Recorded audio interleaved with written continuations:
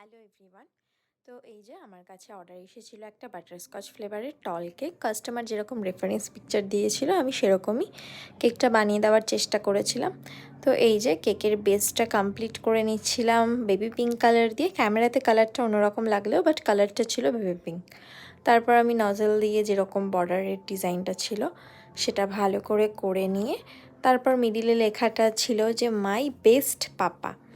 তো সেটার আগে ওই ক্রিমের কিছুটা বর্ডার ছিল, সেটা খুব ধীরে ধীরে ধীরে ধীরে করতে হয়েছিল, কারণ না হলে জিনিসটা বর্ডারটা বেরিয়ে যাচ্ছিলো। এমনকি প্রথমবার যেহেতু আমার বেরিয়েও গেছিলো, ঠিকঠাক হয়নি, তারপর আস্তে আস্তে ঠিক হয়েছিল।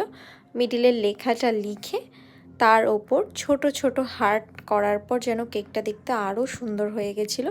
তো তোমরা জানিও যে তোমাদের কেকটার ডিজাইন কেমন লাগলো।